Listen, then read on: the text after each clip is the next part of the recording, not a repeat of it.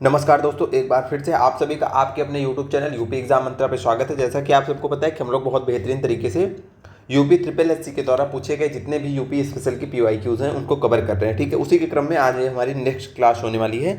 आज की इस क्लास में हम 3 टॉपिक्स को कवर करेंगे। उत्तर प्रदेश की जलवायु टॉपिक से जो क्वेश्चन आए हुए हैं, उत्तर प्रदेश की मृदा से, और खनिज एवं ऊर्जा संसाधन। बेसिकली ऊर्जा संसाधन आज हम नहीं देखेंगे, आज की क्लास में हम खनिज संसाधन बस इन 3 टॉपिक्स के PYQs को आज कवर करेंगे और इससे जुड़े हुए जो एडिशनल पॉइंट्स होंगे उनको भी हम देखेंगे। तो सबसे पहला जो हमारा क्वेश्चन है वो है कि उत्तर प्रदेश की जलवायु है। पहला ऑप्शन है टुंड्रा, दूसरा ऑप्शन है शुष्क रेगिस्तान, तीसरा ऑप्शन है समशीतोष्ण महाद्वीपीय, चौथा ऑप्शन है उष्णकटिबंधीय मानसून और पांचवा ऑप्शन है हमारा उपयुक्त में से कोई नहीं। तो इतना आप सबको ध्यान रखना है कि जो हमारा उत्तर प्रदेश है इसकी जो जलवायु है इसको उष्णकटिबंधीय मानसूनी प्रकार की जलवायु बोला जाता है। क्या बोला जाता है? उष्णकटिबंधीय मानसूनी प्रकार की जलवायु बोला जाता है। ठीक है, इसके साथ में आपको कुछ और चीज़ें भी याद रखनी है, जैसे कि यहाँ की जलवायु तो उष्णकटिबंधीय मानसूनी है, लेकिन आपको ये ध्यान रखना है कि जो तराई क्षेत्र है यूपी का, जो तराई क्षेत्र है इस क्षेत्र में नमी रहती है। जो अगर पूछा जाए कि नमी वाला क्षेत्र कौन सा है, जो यूपी का तराई वाला क्षेत्र है उसमें नमी रहती है। और एकदम इसके विपरीत में जो दक्षिण में पठारी वाला क्षेत्र है, यूपी के दक्षिण में जो पठारी एरिया है ये हरदम जो है यहाँ पे ग्रीष्म ऋतु में जब आप देखोगे तो ये एकदम शुष्क रहता है, यहाँ पे नमी बिल्कुल नहीं रहती। ठीक है, तो ग्रीष्म ऋतु में यहाँ पे नमी नहीं रहती है, ग्रीष्म ऋतु में यहाँ पे नमी नहीं रहती है, तराई क्षेत्र में रहती है। ये बात आपको याद रखना है। इसके साथ एक पॉइंट आपको और याद रखना है कि अगर आपसे ये पूछा जाए कि जो हमारा उत्तर प्रदेश है इसको कितने कृषि जलवायु प्रदेशों में बांटा गया है, कृषि जलवायु प्रदेश, कृषि जलवायु प्रदेश, तो आप उत्तर प्रदेश को जो है 9 कृषि जलवायु प्रदेशों में बांटा गया है। कितने कृषि जलवायु प्रदेशों में बांटा गया है? तो 9 कृषि जलवायु प्रदेशों को उत्तर प्रदेश को बांटा गया है। ठीक है, ये आपको याद रखना है। वो कौन कौन से हैं कृषि जलवायु क्षेत्र?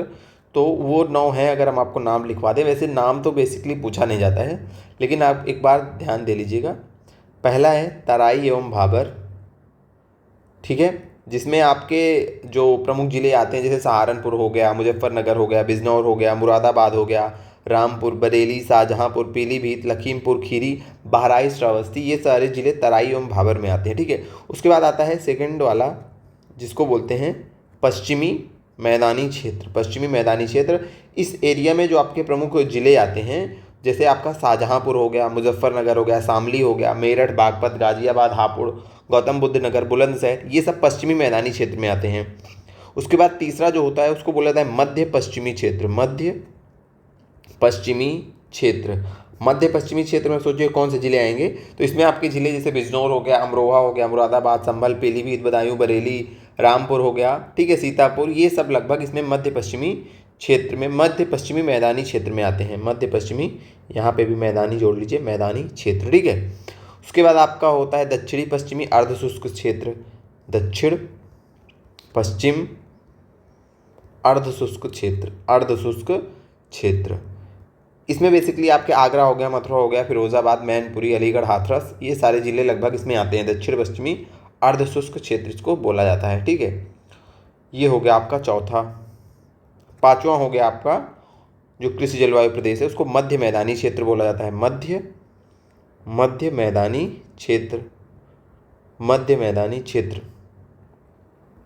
अगर इच्छा हो आप लोगों की तो एक बार इनको सर्च करके इनके अंदर जो जिले आते हैं उनको देख लीजिएगा, वैसे ज़रूरी नहीं है। ठीक है, इतना आप रट भी नहीं पाओगे। मध्य मैदानी क्षेत्र बुंदेलखंड क्षेत्र हो गया, ये भी मत रटिएगा कौन सा क्षेत्र है, बस दिमाग में आया तो हम आपको बता दे रहे हैं। अगर मान लीजिए कुछ भी आ जाए तो आपके दिमाग में एक बार रहना चाहिए। बुंदेलखंड क्षेत्र हो गया। उसके बाद उत्तर पूर्वी मैदानी क्षेत्र हो गया आपका, उत्तर पूर्वी मैदानी क्षेत्र हो गया। उसके बाद आठवां पूर्वी मैदानी क्षेत्र हो गया आपका, पूर्वी मैदानी क्षेत्र। और नौवां हो गया आपका विंध्यन क्षेत्र, नौवां हो गया आपका विंध्यन क्षेत्र। तो इतने ये हो गए 9 कृषि जलवायु प्रदेश। अगर आपसे पूछा जाए यूपी को कितने कृषि जलवायु प्रदेशों में बांटा गया है, तो 9 कृषि जलवायु प्रदेशों में बांटा गया है। उनका नाम क्या है वो भी हमने आपको बता दिया। अच्छा, इससे जुड़ा हुआ एक प्रश्न और आता है, उसको भी यहीं पे हम बता दे रहे हैं। कहाँ पे बताएं, यहाँ पे, ठीक है। जैसे पूछता है कि विभिन्न विद्वानों के अनुसार पूछता है कि उन्होंने मतलब आपके यूपी को किस जलवायु क्षेत्र के अंतर्गत रखा गया है। तो जैसे कोपेन है एक लोग, ठीक है, एक है वैज्ञानिक कोपेन, और एक आप लोग एक लोगों को और याद रखिएगा, उनका नाम है थार्नथवेट, ठीक है, थार्नथवेट। तो कोपेन ने जो है वर्गीकरण जो किया है उसके अनुसार जो उत्तर प्रदेश का जलवायु है ये शुष्क शीत वाली मानसूनी प्रकार है, जिसको CWG के रूप में इन्होंने वर्गीकृत किया है, मतलब शुष्क शीत वाला मानसून। और दो जो थार्नथवेट है, इन्होंने थार्नथवेट के अनुसार इन्होंने CBW, ये याद रखिएगा, CWG और CBW आपके लिए बस इसको रट लीजिएगा क्योंकि ये ऑप्शन में आपको मिलता है, ठीक है। तो इनका CWG कोपेन का और थार्नथवेट का CBW, ठीक है। समशीतोष्ण उपाद्र जलवायु, बस ये याद रखना है कि इन्होंने यूपी को CWG वाली कैटेगरी में रखा है कोपेन ने, और थार्नथवेट ने CWB वाली। इतना याद रखिएगा, आपके लिए इतना पर्याप्त है, ठीक है। बाकी आप लोग लू को जानते ही होंगे। लू क्या है अगर आपसे पूछी जाए तो ग्रीष्म ऋतु में उत्तर प्रदेश में जो हवाएं चलती हैं गरम गरम, ठीक है, तो उन्हें क्या बोला जाता है, उन्हें बोला जाता है लू, ठीक है।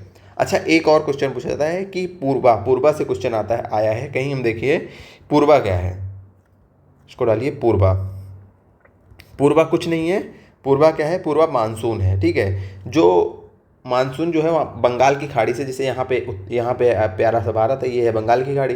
तो मानसून क्या होता है, यहाँ से होता हुआ बंगाल खाड़ी से आपके बिहार से होता हुआ उत्तर प्रदेश में आता है ना। तो ये जो मानसून है जो बंगाल की खाड़ी से निकल करके बिहार और उत्तर प्रदेश के मैदानी भागों में वर्षा करवाता है, इसे ही पूर्वा बोलते हैं। इस मानसून को क्या बोला जाता है, इसी मानसून को पूर्वा बोला जाता है, ठीक है। ये बात आपको याद रखनी है, पूर्वा हो गया। उसके बाद कुछ और इंपॉर्टेंट चीज़ें, नहीं तो इतनी चीज़ें आप लोग एक बार ध्यान रखिएगा, बाकी क्वेश्चन जैसे आता चलेगा हम आपको बताते हुए चलेंगे, ठीक है। तो उत्तर प्रदेश की जलवायु से जुड़े हुए कुछ पॉइंट हमने देख लिए हैं। अगला क्वेश्चन है हमारा कि बुंदेलखंड मिट्टी किस क्षेत्र में पाई जाती है, बुंदेलखंडी मिट्टी किस क्षेत्र में पाई जाती है।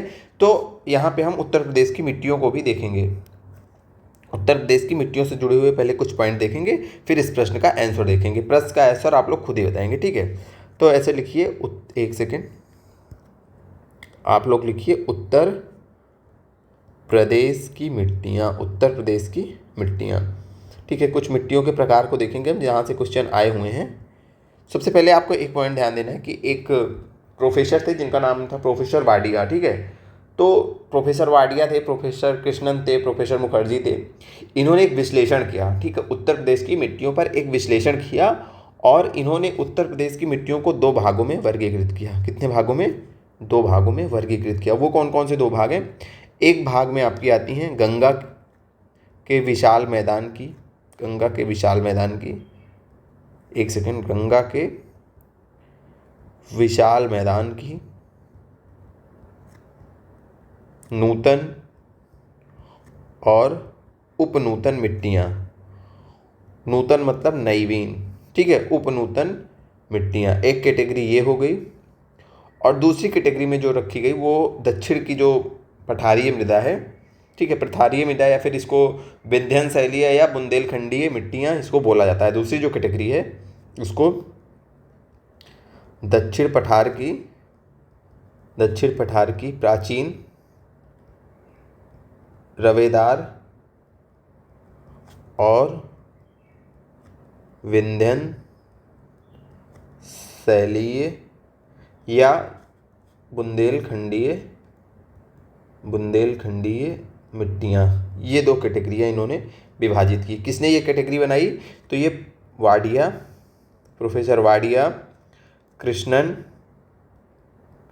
और मुखर्जी, ये तीन विद्वान थे जिन्होंने उत्तर प्रदेश की मिट्टियों को इन दो कैटेगरीज में विभाजित किया, ठीक है। अब यहाँ से देखेंगे इनसे जुड़े हुए कुछ पॉइंट्स, ठीक है। सबसे पहले हम क्या देखेंगे, सबसे पहले हम देखेंगे जो गंगा के विशाल मैदान की मृदाएं हैं, ठीक है, गंगा के विशाल मैदान की मृदाएं हैं। अब देखिए इसमें जो सबसे पहले हम लोग पढ़ते हैं कि जो ये मृदाएं होती हैं गंगा के विशाल मैदान की जो संपूर्ण मृदाएं हैं, इनको फिर से दो वर्गों में वर्गीकृत किया जाता है। कितने वर्गों में, दो। एक को बोला जाता है बांगर, आप लोगों ने सुना होगा, एक को बोला जाता है खादर। बांगर का मतलब होता है जो पुरानी जलोढ़ मिट्टी होती है, पुरानी जलोढ़ मिट्टी पुरानी जलोढ़ को बांगर बोला जाता है, और खादर किसको बोला जाता है, जो नवीन जलोढ़ मृदा है, यानी कि नवीन जलोढ़ को क्या बोला जाता है, नवीन जलोढ़ मृदा को खादर बोला जाता है। दो चीज़ें क्लियर हुई, ठीक है। अच्छा, जो बहुत पुरानी बांगर मृदा होती है, इसके पहले एक बात और देख लेते हैं। यहाँ से क्वेश्चन पूछा जाता है, जैसे पूछा जाता है कि इनमें मतलब कौन से तत्व पाए जाते हैं, कौन से तत्व नहीं पाए जाते, कौन से तत्व प्रचुरता में पाए जाते हैं, तो वहाँ से एक बार ये पॉइंट आप लोग देख लीजिए। पहले हम बांगर का देखेंगे, ठीक है, बांगर मिट्टी का देखेंगे। तो बांगर में आपको याद रखना है कि जो फास्फोरस होता है, जो चूना होता है, जो ह्यूमस होती है, इसकी पर्याप्त मात्रा पाई जाती है। किसकी किसकी? जैसे आपका फास्फोरस हो गया, आपका क्या हो गया, फास्फोरस हो गया, और आपका चूना हो गया, चूने के बाद में आपका ह्यूमस हो गया, ह्यूमस। इन सब चीज़ों की पर्याप्त मात्रा पाई जाती है किसमें? बांगर में। ये बात आपको याद रखनी है, ठीक है। उसके बाद कमी किसकी पाई जाती है, ये भी हमें ध्यान रखना है। बांगर में किसकी कमी पाई जाती है, तो यहाँ पे हम लिखेंगे बांगर में कमी पाई जाती है आपका जो नाइट्रोजन होता है, नाइट्रोजन, और जो पोटास हो गया, पोटास हो गया, इन सब तत्वों की क्या पाई जाती है, कमी पाई जाती है। किसमें? जो हो गई हमारी बांगर मिट्टी, ठीक है। बांगर मिट्टी के को कई सारे उपनामों से भी जाना जाता है, बांगर मिट्टी को कई सारे उपनामों से भी जाना जाता है। जैसे दोमट, दोमट आपसे पूछा जाए किसका उपनाम है, तो बांगर मिट्टी का ही उपनाम है।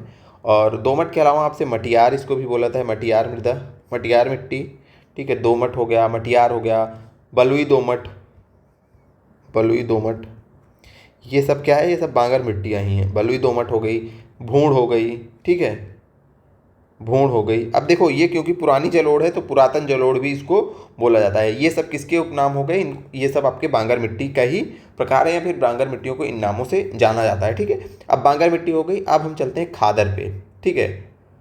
अच्छा, एक बात और, एक नाम आपको और याद रखना है, उपरहार मिट्टी। इसको जो है, जो बांगर मिट्टी है, इसको उपरहार मिट्टी भी बोला जाता है। क्या बोला जाता है? उपरहार मिट्टी, उपरहार मिट्टी। एक सेकेंड, यहाँ पे लिखते हैं, इसको क्या बोला जाता है, उपरहार मिट्टी, ठीक है। यूपी का जो पूर्वी एरिया है, यूपी का जो पूर्वी भाग है, पूर्वी भाग में इसको उपरहार मिट्टी के नाम से भी जाना जाता है। ये बात आपको याद रखनी है। अब हम चलते हैं खादर मृदा पे, ठीक है। खादर मृदा क्या है? नवीन जलोढ़ है, ठीक है, नवीन जलोढ़ है। जैसे जब नदी में बाढ़ आती है तो वो अपने साथ जो है महीन कणों को लाती है मिट्टी के, ठीक है, अवसादी कणों को, और उसको वहीं निक्षेपित करके चली जाती है। वो क्या हो जाते हैं आपके खादर। तो खादर मतलब जो नदी की बाढ़ के बाद जो नई नई मिट्टी आती है वो क्या होती है? खादर मिट्टी होती है, ठीक है। अब इसके बारे में भी देखते हैं कुछ महत्वपूर्ण चीज़ें। तो सबसे पहले तो आपको ये याद रखना है कि जो खादर मिट्टी होती है ये बांगर मिट्टी की अपेक्षाकृत जो है अधिक उर्वरा शक्ति वाली होती है। जो खादर है ये बांगर की अपेक्षा जो है ज़्यादा उपजाऊ होती है, बांगर की अपेक्षा ये ज़्यादा उपजाऊ होती है, ज़्यादा उपजाऊ, उपजाऊ, ठीक है। बांगर की, अगर बांगर से इसको हम तुलना करेंगे तो ये ज़्यादा उपजाऊ होगी, कौन? खादर, ठीक है। ये बात आपको याद रखना है। अब इसमें भी हमें ये देखेंगे किसकी अधिकता होती है और किसकी कमी होती है, किन तत्वों की अधिकता होती है और किन तत्वों की कमी होती है। देखिए अधिकता किसकी किसकी होती है इसमें, तो जो आपकी खादर मिट्टी होती है इसमें चूना हो गया, आपका पोटास हो गया। देखिए पोटास की वहाँ पे कमी थी, ठीक है, लेकिन यहाँ पे पोटास की अधिकता पाई जाती है। पोटास, चूना और मैग्नीशियम, इनकी अधिकता पाई जाती है, यानी कि ये प्रचुर मात्रा में होते हैं, ठीक है। इनकी मात्रा क्या होती है? पर्याप्त होती है। और इसके बाद दूसरी चीज़ जो आपको याद रखनी, कमी किसकी पाई जाती है, तो नाइट्रोजन की कमी इसमें भी पाई जाती है, नाइट्रोजन की कमी उसमें भी पाई जाती है। उसके बाद फास्फोरस की कमी, फास्फोरस जो है बांगर में तो पर्याप्त मात्रा में था, लेकिन खादर में फास्फोरस की मात्रा क्या होती है? कम होती है। और इसमें ह्यूमस की कमी पाई जाती है, ह्यूमस की कमी पाई जाती है। आपको ये बातें याद रखनी है। ये हमारा जो पहला प्रकार था यहाँ पे समाप्त होता है। इसके बारे में जितनी भी इंपॉर्टेंट चीज़ें थी हमने देख ली, ठीक है।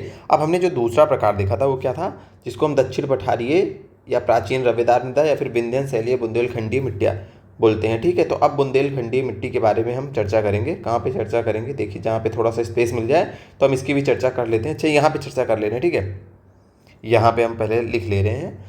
तो अब यहाँ पे हम चर्चा करेंगे बुंदेलखंडीय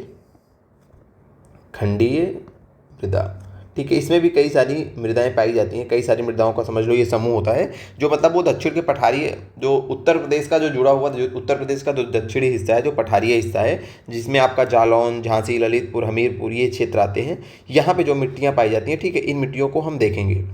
यहाँ पे कौन कौन से प्रकार की मिट्टियाँ पाई जाती हैं, और ये जो जितने भी प्रकार की मिट्टियाँ यहाँ पे पाई जाती हैं उनको सामूहिक रूप से बुंदेलखंडीय मृदा के अंतर्गत हम लोग पढ़ते हैं। ये बात आपको याद रखनी है, ठीक है। अब देखिए, तो सबसे पहले आपको यही ध्यान रखना है कि कहाँ वाली मृदा है, तो जो उत्तर प्रदेश का जो दक्षिणी पठार है, जो दक्षिणी हिस्सा है, वहाँ की जो मिट्टियाँ हैं उसको बुंदेलखंडीय मिट्टी के रूप में हम जानते हैं, ठीक है। अब कौन कौन सी प्रमुख मिट्टियाँ हैं इस क्षेत्र में, तो इस क्षेत्र में जो प्रमुख मिट्टियाँ हैं उनमें जैसे आपका भोंटा, उसके बाद माड़ या फिर इसको माड़ कहते हैं मिट्टी, कावड़ मृदा हो गई, कावड़ मिट्टी इसको बोलते हैं, पड़वा मिट्टी, ठीक है, पड़वा या फिर इसको परवा भी बोलते हैं, ठीक है, और राकड़ मिट्टी, राकड़, ठीक है, ये आपको जानना है। अच्छा, इसके बारे में एक पॉइंट और याद रखिएगा कि जो बुंदेलखंडी मिट्टी होती है, यहाँ पे एक मिट्टी पाई जाती है जिसको काली मिट्टी बोलते हैं। क्या बोलते हैं? काली मृदा।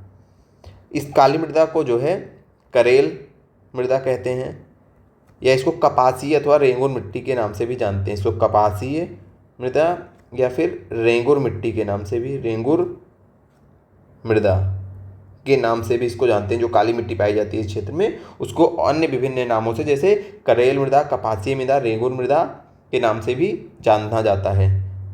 आप ये पॉइंट आप लोग पढ़े होंगे ज्योग्राफी में, ठीक है, अधिकांश पॉइंट पढ़े होंगे, क्योंकि जब हम इंडिया की ज्योग्राफी पढ़ लेते हैं तो यूपी तो उसके अंदर है ना, तो काफ़ी चीज़ें हम पढ़ लेते हैं, ठीक है। इस काली मृदा का जो बेसिकली विस्तार है ये भी देख लेते हैं। इस काली मृदा का विस्तार अगर हम चर्चा करें कि उत्तर प्रदेश के किन जिलों में इस काली मृदा का विस्तार है, तो जो आपका जालौन हो गया, झांसी हो गया, ललितपुर हो गया, ठीक है, ललितपुर के साथ आपका हमीरपुर हो गया,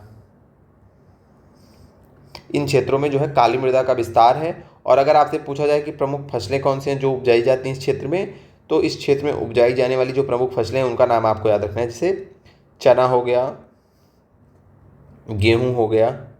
ये थोड़ा सा शुष्क प्रदेश है, ठीक है, तो यहाँ पे ऐसी फसलें नहीं उपजाई जाएंगी जिसमें बहुत ज़्यादा पानी की ज़रूरत होती है, ये आपको याद रखना है। चना हो गया, गेहूँ हो गया, ये यहाँ पे उपजाई जाती हैं। अरहर हो गई, तिलहन की फसलें हो गई, ठीक है, तिलहन हो गया, ये यहाँ की प्रमुख उपजाई जाने वाली फसलें हैं, ये आपको याद रखना है, ठीक है। काली मिट्टी हो गई। अब यहाँ पे जितने टाइप्स की मिट्टी पाई जाती है हम लोग देखेंगे, तो हमने किसकी देख ली? काली मिट्टी देख ली। काली मिट्टी के बाद आपको अभी एक हम बताए थे यहाँ पे भोंटा, ठीक है। जो भोंटा मिट्टी है ये बेसिकली जो विंध्यन वाला क्षेत्र है, ये विंध्यन क्षेत्र में पाई जाती है। भोंटा मिट्टी कहाँ पाई जाती है? जो विंध्य क्षेत्र है, विंध्याचल पर्वत वाला क्षेत्र है, उस क्षेत्र में आपकी भोंटा मिट्टी पाई जाती है, यह बात आपको याद रखनी है, ठीक है।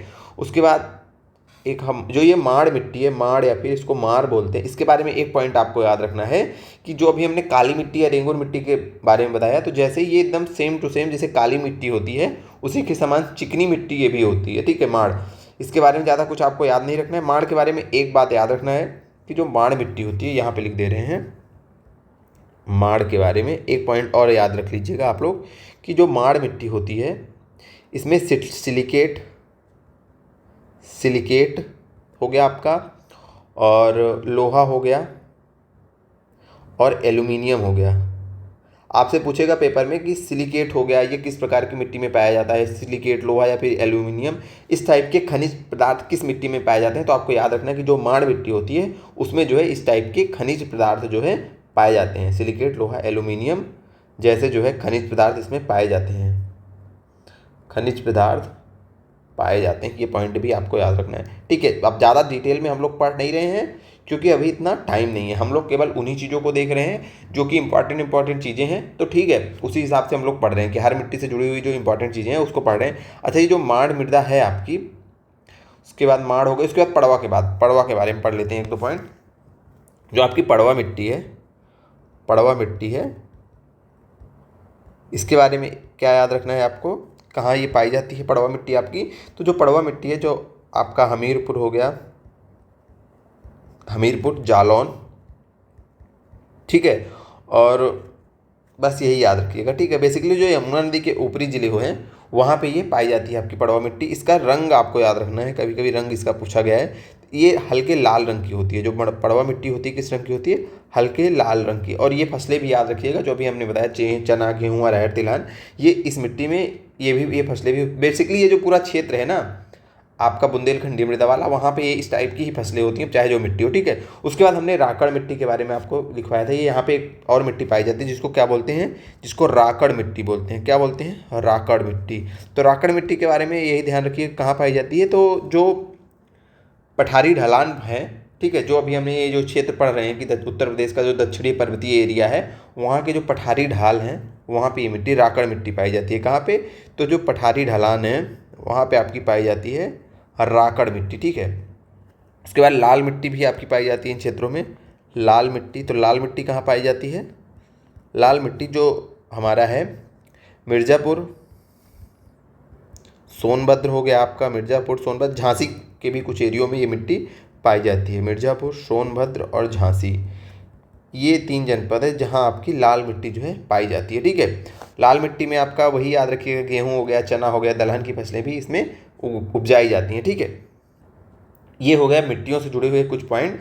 अब इसके अलावा कुछ एडिशनल पॉइंट भी हम आपको बताएंगे लास्ट में, लिख लीजिए, मिट्टियों से ही जुड़े हुए हैं जो कि प्रीवियस ईयर में आए हुए हैं, आपकी यूपी ट्रिपल एससी के द्वारा पूछे नहीं गए लेकिन वो कहीं ना कहीं पूछे गए हैं, ठीक है। तो 1 लाइनर फॉर्मेट में उनको हम लिखवा दे रहे हैं। जैसे आपसे पूछे कि टर्शियरी मिट्टी जो है, टर्शियरी मिट्टी कहाँ पाई जाती है, टर्शियरी मिट्टी उत्तर प्रदेश के किस क्षेत्र में पाई जाती है। जो टर्शियरी मिट्टी है ये उत्तर प्रदेश के जो शिवालिक पहाड़ी वाला क्षेत्र है, ऊपर का उत्तरी क्षेत्र शिवालिक पहाड़ी क्षेत्र में पाई जाती है, ठीक है, पहाड़ी क्षेत्र में पाई जाती है। ये बात आपको याद रखनी है, ठीक है। इसके अलावा जो आपकी ऊसर मिट्टी होती है, जिसको ऊसर या फिर रेह बोला जाता है, ऊसर या फिर रेह, इसमें पूछा जाता है किसकी अधिकता होती है, इसमें लवण यानी कि साल्ट। ये मिट्टी किससे प्रभावित होती है, ये मिट्टी साल्ट से प्रभावित होती है, ठीक है, लवण से प्रभावित होती है। इसमें इसकी लवणीयता जो होती है वो बहुत ज़्यादा होती है, इसमें साल्ट की मात्रा क्या हो जाती है, बहुत ज़्यादा हो जाती है। और पूछा जाए कौन कौन से ज़िले हैं जो इनसे प्रभावित हैं, तो जो आपका अलीगढ़, मैनपुरी, उसके बाद कानपुर नगर और कानपुर देहात दोनों, और आपका सीतापुर हो गया,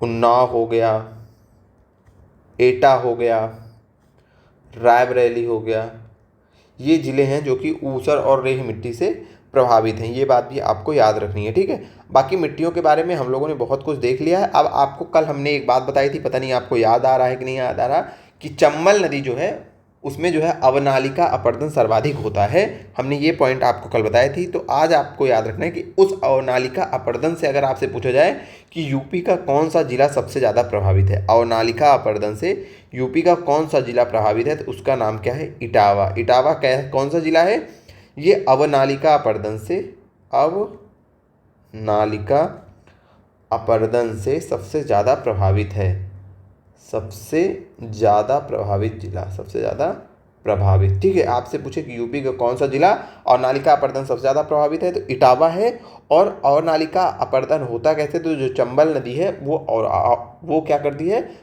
चंबल नदी के द्वारा जो है अवनालिका अपरदन सर्वाधिक होता है। आपको ये बात याद रखनी है, ठीक है। अपरदन क्या होता है आप सबको पता है, अपरदन का मतलब होता है कि मिट्टी का, सीधी सी बात हमें बोलें तो मिट्टी का एक स्थान से कटकर दूसरे स्थान पर चले जाना, ठीक है। अब वो बहुत सारे उसके कारण हो सकते हैं, वायु के द्वारा हो सकता है, हिम के द्वारा हो सकता है, जल के द्वारा हो सकता है, ठीक है। तो बेसिकली मिट्टी कटी और दूसरे स्थान पे चली गई, एक स्थान से हटकर दूसरे स्थान पे चली गई। अच्छा, इससे जुड़े हुए कुछ और पॉइंट्स देख लेते हैं अगर हमने इसकी चर्चा की। अगर आपसे पूछे कि वायु अपरदन से उत्तर प्रदेश का सबसे ज़्यादा प्रभावित जिला कौन सा है, किससे, वायु अपरदन से सबसे ज़्यादा प्रभावित, वायु अपरदन से सर्वाधिक प्रभावित जिला, सर्वाधिक प्रभावित जिला कौन सा है यूपी का, तो 2 जिले आपको याद रखने हैं, मथुरा और आगरा, ठीक है।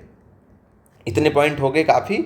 अब हम बढ़ते हैं अपनी क्लास की ओर, ठीक है। कौन सा क्वेश्चन हम लोग, पता नहीं एक भी क्वेश्चन किए कि नहीं अभी तक। तो दूसरा क्वेश्चन हमारा क्या था कि बुंदेलखंडीय मिट्टी किस क्षेत्र में पाई जाती है? तो हमने बताया जो दक्षिण पठारी क्षेत्र है वहाँ पे पाई जाती है बुंदेलखंडी मिट्टी। अब आप फटाफट प्रश्न सॉल्व कर लेंगे क्योंकि हमने आपको पर्याप्त मात्रा में कंटेंट जो है बता दिया, ठीक है। ये सारे पॉइंट्स आपको मिल जाएंगे। टेलीग्राम चैनल हमारा यूपी एग्जाम मंत्र है, उस पर हम PDF जो है टाइम से शेयर कर देते हैं, ठीक है। अगला प्रश्न हमारा कौन सा है कि उत्तर प्रदेश में पाई जाने वाली रॉकर मिट्टी के बारे में निम्नलिखित में से कौन सा कथन सही है, ठीक है।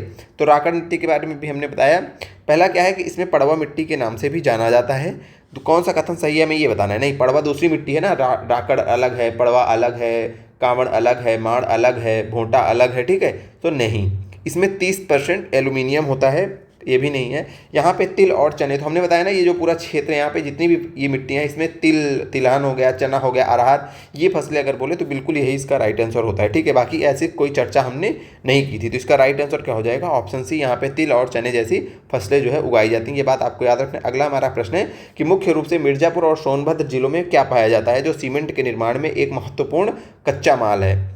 गेरुआ, रॉक, फास्फेट, चूना पत्थर। तो वो है चूना पत्थर। चूना पत्थर क्या होता है? इसका जो है सीमेंट निर्माण में महत्वपूर्ण इसका योगदान होता है, यानी कि कच्चे माल के रूप में आपका चूना पत्थर ही यूज होता है। और जो चूना पत्थर है ये उत्तर प्रदेश के मिर्जापुर और सोनभद्र जिलों में प्रचुरता में पाया जाता है, ठीक है। अभी हम देखेंगे, एक पूरी लिस्ट आपको देंगे जो इंपॉर्टेंट खनिज हैं वो कौन से यूपी के कौन से जिलों में पाए जाते हैं, ठीक है। उसकी एक लिस्ट देंगे, ठीक है। हम बताए थे आपको कि आज के टॉपिक में हम 3 चीज़ों पे चर्चा करेंगे। यूपी की जलवायु से आए हुए जो 1-2 प्रश्न हैं, ठीक है। मिट्टियों से यानी कि मृदाओं से आए हुए जो क्वेश्चन है, उसके साथ कुछ एडिशनल पॉइंट भी आपको बताएंगे। मृदाओं के बारे में हमने काफ़ी कुछ बता दिया। अब हम चल रहे हैं नेक्स्ट टॉपिक की ओर, जो कि हमारा क्या है, जो है हमारा खनिज से जुड़े हुए चीज़ें, ठीक है। तो इसका आंसर देख लेते हैं। लास्ट में आपको खनिजों की एक लिस्ट प्रोवाइड करवा देंगे, ठीक है। अगला है कि कौन सा शहर एल्यूमिनियम के उत्पादन का प्रमुख केंद्र है? एल्यूमिनियम के उत्पादन का प्रमुख केंद्र भदोही, रेणुकूट, फिरोजाबाद, सोनभद्र या फिर उपयुक्त में से कोई नहीं। तो इसका आंसर आपको याद रखना है कि एल्यूमिनियम के उत्पादन का जो प्रमुख केंद्र है वो आपका रेणुकूट है। कौन है? रेणुकूट है। ये आंसर आपको याद रखना है। और रेणुकूट है कहाँ आपका? तो रेणुकूट आपका है सोनभद्र में। कहाँ है? सोनभद्र में। ये रखनी। यहाँ पे एक आपका है हिंडाल्को है। यहाँ पे क्या है आपका जो रेणुकूट सोनभद्र है। अच्छा एक सेकंड, इसके साथ कुछ और बता दे रहे हैं। कुछ आपको प्रमुख हम कारखानों का नाम बताएंगे, ठीक है। और ये बताएंगे कि वो स्थित कहाँ है, ठीक है। अभी हिंडाल्को से याद आ गया। अब इसके साथ ही हम उसको कनेक्ट करके पढ़ा दे रहे हैं। जैसे काफ़ी कुछ हम आपको पढ़ा भी चुके हैं। सबसे पहले हिंडाल्को से ही शुरू करते हैं। हिंडाल्को जो है आपका कहाँ है? हिंडाल्को इंडस्ट्रीज कहाँ है? एल्यूमिनियम उत्पादन के लिए है, ये लिख दे रहे हैं ऐसे एल्यूमिनियम, ठीक है। कहाँ है आपका? तो ये आपके रेणुकूट सोनभद्र में ही है। कहाँ पे है? रेणुकूट सोनभद्र में। काफ़ी कुछ चीज़ें इससे रिलेटेड हम आपको बताए भी हैं। जैसे भारतीय कृत्रिम अंग निर्माण निगम आपसे पूछा जाए कहाँ है? भारतीय कृत्रिम, जहाँ पे भारतीय कृत्रिम अंग, ठीक है, कृत्रिम अंग निर्माण निगम, बताइए कहाँ पे है जिनको पता है। इसके बारे में हमें याद आ रहा है कि हमने किसी क्लास में बताया था। भारतीय कृत्रिम अंग निर्माण निगम ये है आपका कानपुर में। ये कहाँ है? कानपुर में। परमाणु शक्ति केंद्र उत्तर प्रदेश, ये उत्तर प्रदेश के संदर्भ में हम चर्चा कर रहे हैं, ठीक है। परमाणु शक्ति केंद्र कहाँ है बताइए उत्तर प्रदेश में? परमाणु शक्ति केंद्र कितने लोगों को पता है? तो सभी को पता होना चाहिए। कहाँ है? नरौरा बुलंदशहर में है, ठीक है। नरौरा बुलंदशहर में है। इसके बाद क्या देखते हैं? इसके बाद हिंडाल्को देख लिया हमने, ठीक है। तेल शोधक कारखाना कहाँ है बताइए? तेल शोधक कारखाना यूपी में कहाँ है? तेल शोधक कारखाना सबको पता होना चाहिए। कहाँ है? मथुरा में है आपके, ठीक है। उसके बाद अगला जो है हमने उसको आपको बताया है। बताइए कि भारतीय चमड़ा रंगाई एवं जूता संस्थान कहाँ है? इसको आप लोग होमवर्क है आपको, इसको आप लोग कमेंट में करिएगा। भारतीय, इसको हमने बताया है, हमें जहाँ तक याद आ रहा है। भारतीय चमड़ा रंगाई एवं जूता संस्थान ये कहाँ है? जूता संस्थान ये कहाँ है आपको कमेंट में बताना है, ठीक है। उसके बाद सीमेंट कारखाना अगर आपसे पूछा जाए कहाँ है? सीमेंट कारखाना, तो ये आपको याद रखना है चुर्क एवं डाला में। चुर्क एवं डाला कहाँ है? तो सोनभद्र में। कहाँ पे है? सोनभद्र में। ये हो गया, ठीक है। एक और याद रखिएगा, पूछा जाए ट्रांसफार्मर फैक्ट्री कहाँ है? क्या? ट्रांसफार्मर फैक्ट्री यूपी में कहाँ है? तो ये है आपके झांसी में। कहाँ पे है? झांसी में, ठीक है। उसके बाद बनारस लोकोमोटिव वर्क्स, इसको बताइए कहाँ है? इसके बनारस लोकोमोटिव वर्क्स। ये आपका कहाँ पे है? तो बनारस जुड़ा ही आगे, तो मडुआ डी में मडुआ डी में वाराणसी में है। ये आपके कहाँ, इसके स्टार्टिंग में ही बनारस लगा है तो आपके बनारस में ही होगा। बनारस में कहाँ है? तो मडुआ डी में, ठीक है।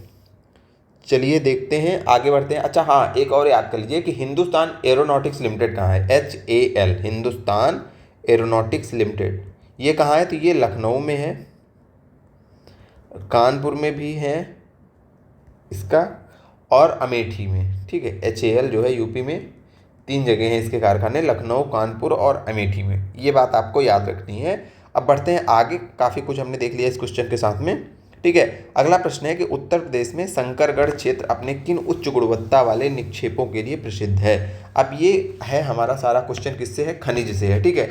तो खनिज से जुड़े हुए हमने कुछ खनिजों के नाम लिख के, हम यहाँ पे नाम लिख के लाए हुए हैं। अब ताकि इसलिए नाम लिखे हैं कि भूले ना, कुछ आपको बताना। तो नाम हम लिख लिए, अब इसके साथ आपको बताएंगे कि ये कहाँ पे है, यानी कि किस जिले में कौन सा खनिज पाया जाता है। सबसे पहले है कोयला। तो कोयले के बारे में याद रखना है, सोनभद्र का जो सिंगरौली क्षेत्र है, सोनभद्र, और सोनभद्र में कहाँ? तो जो सिंगरौली क्षेत्र है वहाँ पे, ठीक है।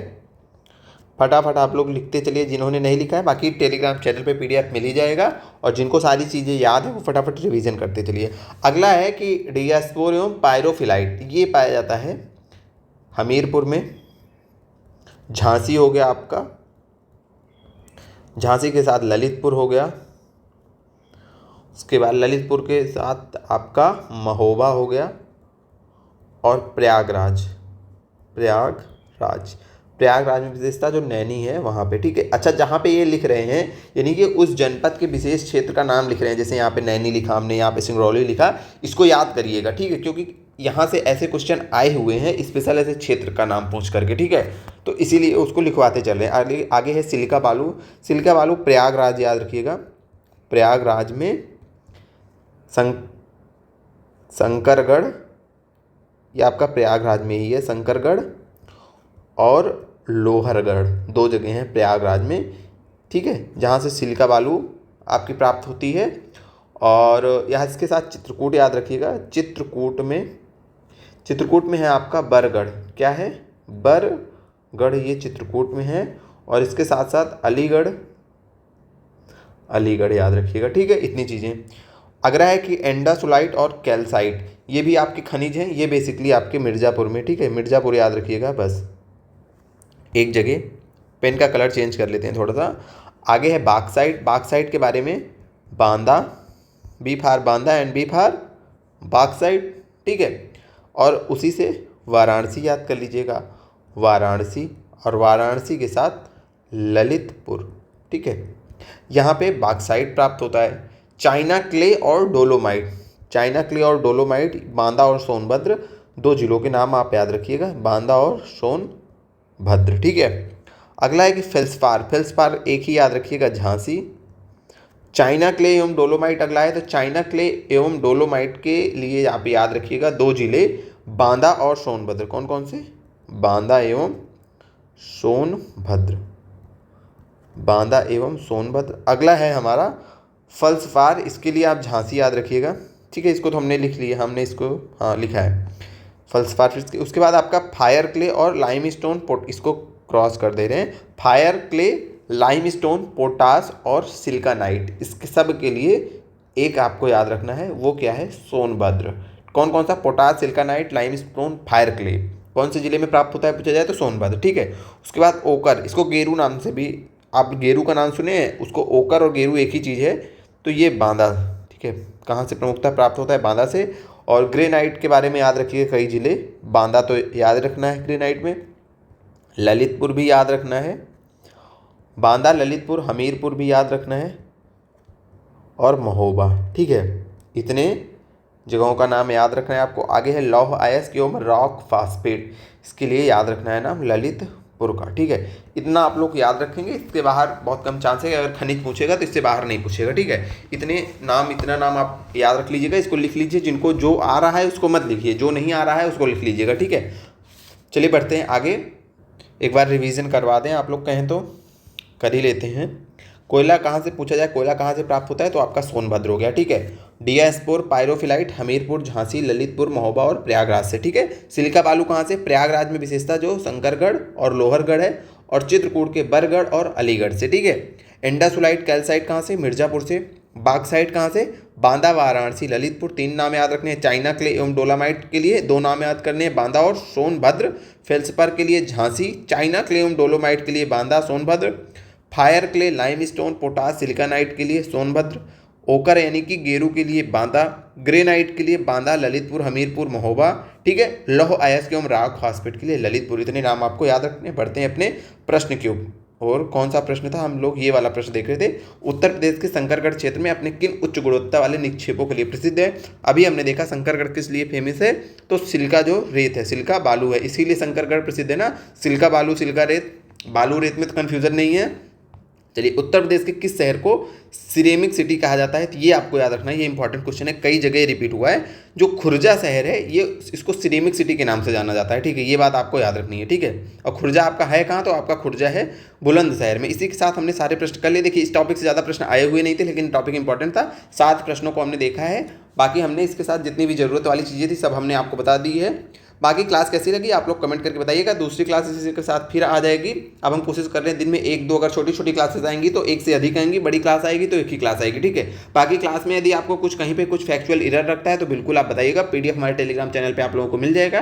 कभी कभी होता ही है, पढ़ाते टाइम या फिर बोलते टाइम, लिखते टाइम, तीनों चीज़ें एक साथ करनी है, तो कुछ चीज़ें होती हैं जो लिख कुछ और रहे हैं, लिखा कुछ और है, हम बोल कुछ और दे रहे हैं। तो ऐसी त्रुटियों के लिए आप लोग मैनेज कर लिया करिए, क्योंकि ह्यूमन से एरर होता ही है। बाकी मिलते हैं आपसे फिर से किसी नई क्लास में।